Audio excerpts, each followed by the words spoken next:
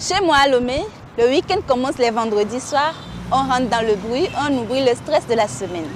Avant les virées nocturnes, il s'agit de prendre des forces. Un tour à Adétikopé, au nord de Lomé, pour déguster des poulets et pintades canaries.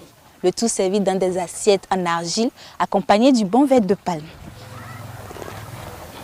Lomé by night, c'est comme ça que ça se passe. On ne se mélange pas. D'un côté, il y a les boss dans les carrés VIP, avec des champagnes et des filles super chic. De l'autre côté, il y a les nous dans les bars et les petits maquis au bord de la route. On ne se néglige pas. L'ambiance est en 100% et on ne se gêne pas de casser les bouteilles. C'est à petit prix. Chez moi, on peut sortir sans crainte. Fille comme garçon, personne n'en veut à son prochain. La vivacité de la ville garantit sa sécurité. Au petit matin, chacun rentre chez soi. Ah oui, la nuit a été longue, il faut se reposer et affronter la nouvelle semaine.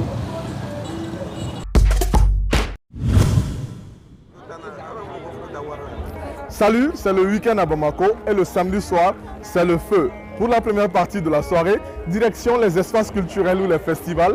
On peut y rencontrer du monde, se faire de nouveaux amis et pourquoi pas faire la rencontre de son ou de sa moitié tout en écoutant de grands artistes de la scène musicale malienne en live.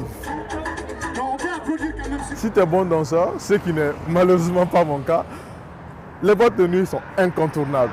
Avant minuit, les prix coûtent moins cher, mais venir tôt, c'est presque reconnaître qu'on est radin.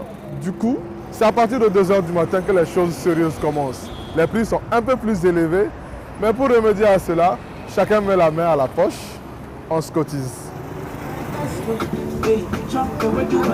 Toutes ces activités nocturnes donnent souvent faim. Au petit matin, on termine la soirée en dégustant des brochettes ou une omelette.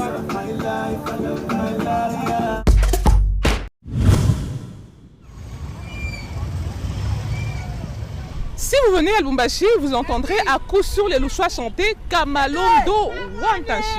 Wantanchi signifie le premier en langue locale Bemba. Kamalondo, c'est l'ancien quartier Albert ou la toute première commune créée ici au début du XXe siècle. À l'époque, la RDC était une colonie belge et la ville était réservée aux résidents blancs. Les choses ont changé. Aujourd'hui, à Kamalondo, on trouve sur chaque avenue au moins 2 terrasses avec en général une boîte de nuit en arrière.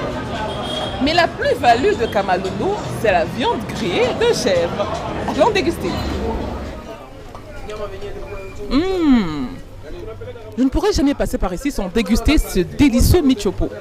On dit d'ailleurs par ici que sortir à Kamalondo sans goûter au michopo, c'est comme aller à Paris sans visiter la Tour Eiffel. Kamalondo a aussi le privilège d'abriter le stade de l'un des plus grands clubs de foot en RD Congo, le tout-puissant Mazembe. Généralement, après chaque match, les fans de Mazembe s'installent dans les terrasses, soit pour s'amuser ou encore pour noyer leur chagrin, selon les résultats.